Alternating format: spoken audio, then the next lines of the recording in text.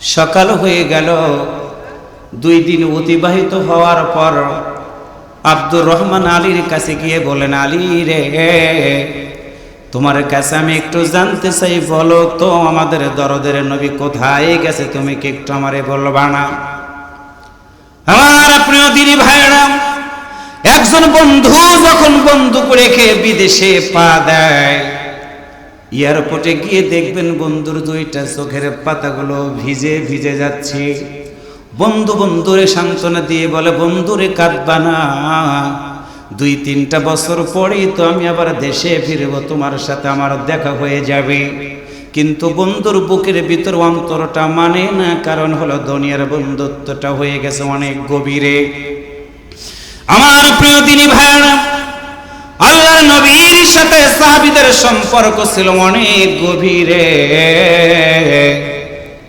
আব্দুর রহমান শোনার পরে যখনই বললেন, আলী শুনে রাখো, আমি তোমার কাছে জানতে এসেছি দরদের নবী কোথায় গিয়েছে, তুমি কি একটু আমারে বলবা না?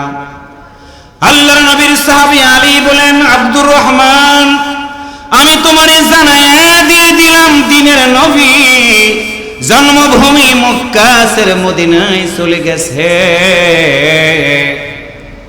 আব্দুর রহমান টুকরে কেঁদে বললেন, যেই মক্কার জমিনে দিনের নবী নাই, আমি আব্দুর রহমান এই মক্কার জমিনে একটা বারের জন্য থাকবো না।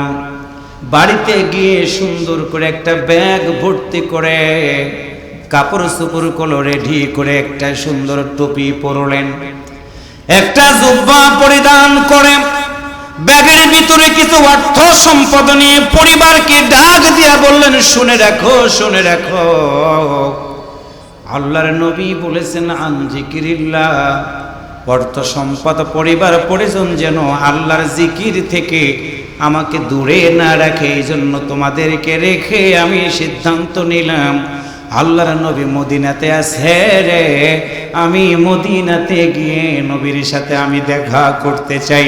একটু আল্লাহু আকবার জোরে বলেন।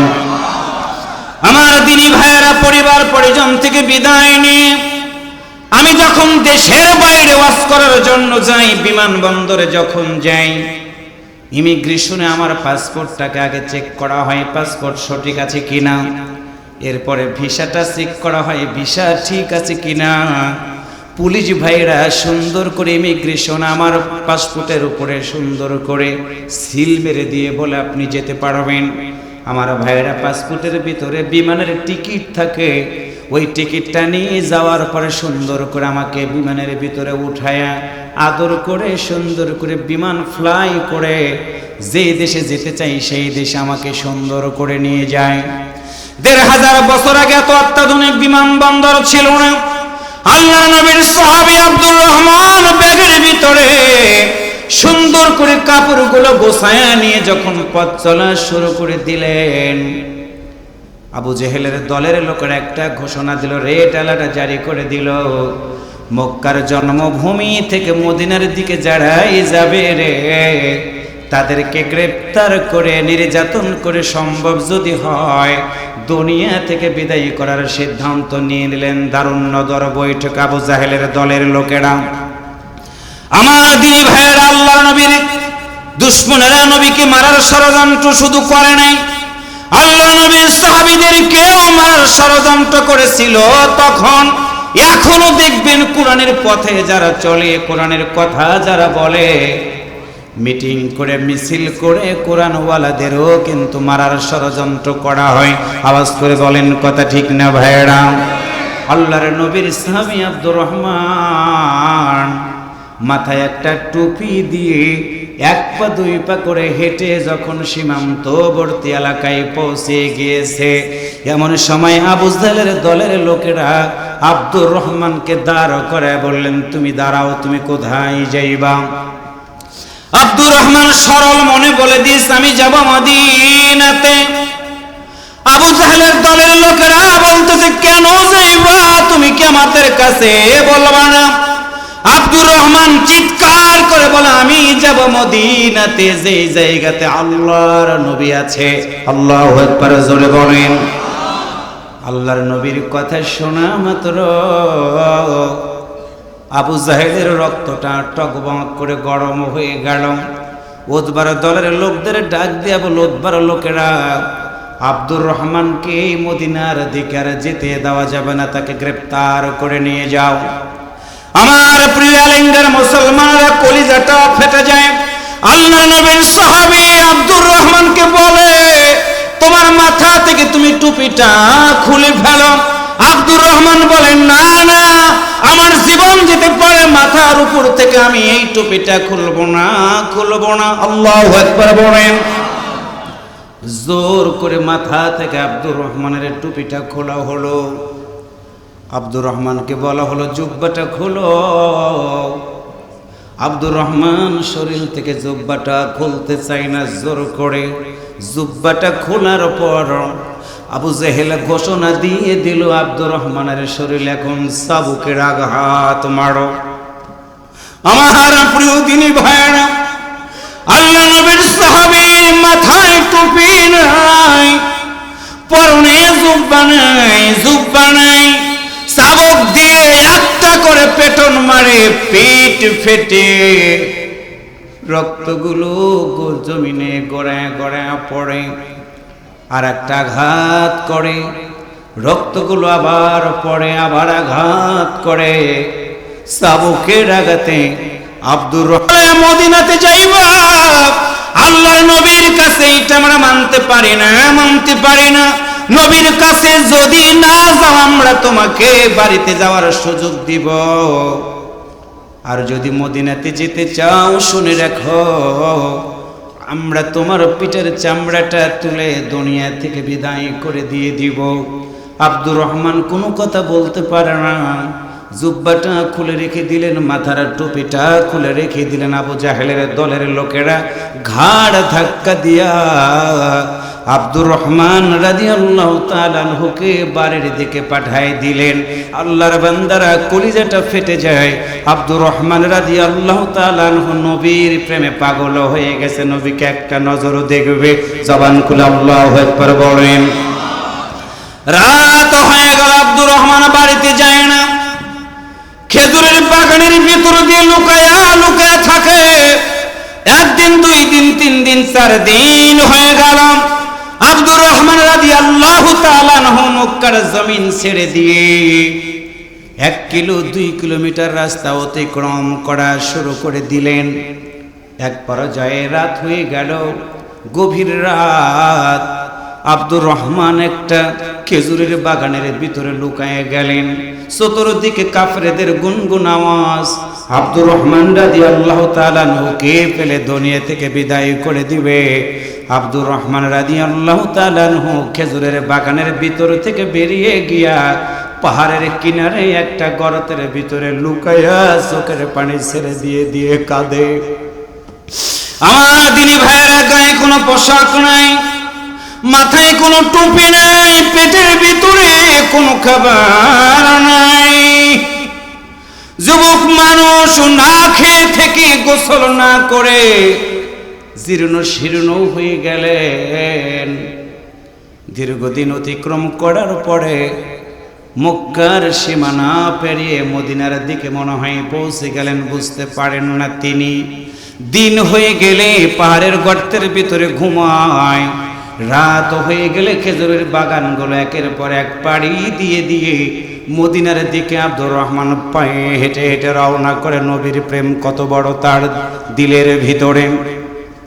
আমার দিনী ভাইয়েরা, একদিন সকাল হয়ে গেল, আব্দুর রহমান পাহাড়ের গর্তের ভিতর থেকে বেরিয়ে গিয়ে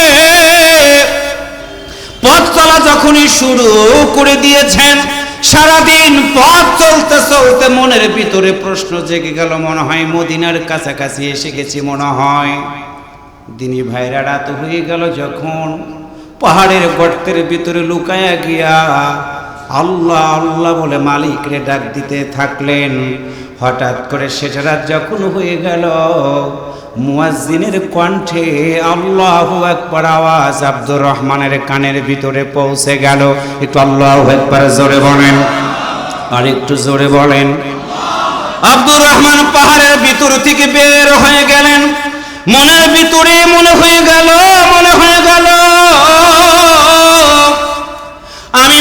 আমি মদিনার দিকে পৌঁছে গিয়েছি, কারণ হলো মদিনা ছাড়া এত সুন্দর আজান কোথাও মনে হয় পাওয়া যাবে না।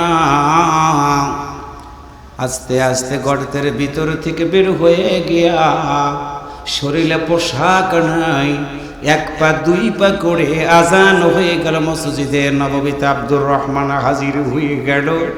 আল্লাহর নবী নামাজ আদায় করার পর মুসল্লিদের দিকে তাকায়া যখন জিজ্ঞাসা করলেন, ও আমার সাহাবীরা, তোমাদের কোনো সমস্যা আছে কিনা বলো।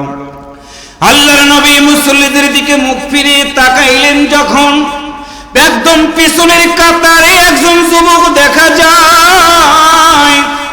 আল্লাহর নবী যুবকের দিকে তাকায় বলেন, ও যুবক, কোথায় বাড়ি তোমার, কি নাম তোমার? কিন্তু তোমার চেহারাটা দেখে মনে হইতেছে আমি মনে হয় আমার আব্দুর রহমানকে দেখতেছি। আল্লাহর নবী কথাটা বলা মাত্র আব্দুর রহমান নিজের জায়গা থেকে দাঁড়ায়া গেলেন। আল্লাহর নবীর সামনে আসেন না, পিছন দিক থেকে দাঁড়ায়া গিয়ে বলে, ইয়া রাসূলুল্লাহ সাল্লাল্লাহু আলাইহি ওয়াসাল্লাম, হুজুর আমি আপনার আদরের আব্দুর রহমান। আল্লাহর নবী নিজের জায়নামাজ থেকে দাঁড়ায়া দুইটা হাত এরকম করে বাড়ায় দিলেন। আব্দুর রহমান পিছন থেকে একটা দৌড় দিয়ে আল্লাহর নবীর বুকের সাথে এই কল্লাটা ঠেকায়া আব্দুর রহমান ডুকরে ডুকরে কেঁদে কেঁদে বুক ভাসাইতে থাকলেন। আল্লাহর নবী আব্দুর রহমান রাদিয়াল্লাহু তাআলা নূর পিঠে হাত দেন, চাবুকের আঘাত। আল্লাহর নবী হাত সরায় বলে, আব্দুর রহমান বলো, পিঠে তোমার কিসের আঘাত, তুমি কি আমারে বলবা না?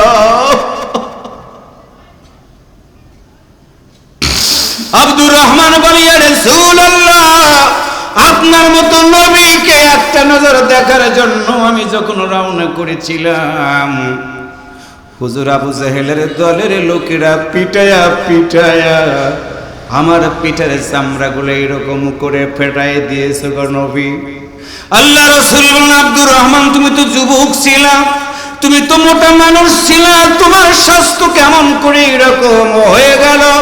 আব্দুর রহমান নবীর বুকের সাথে মাথাটা ঠেকায়া ডুকরে ডুকরে কেঁদে কেঁদে বলে, হুজুর আজকে কতগুলো দিন হয়ে গেল আমি আব্দুর রহমানের পেটের ভিতরে কোনো খাবার নাই।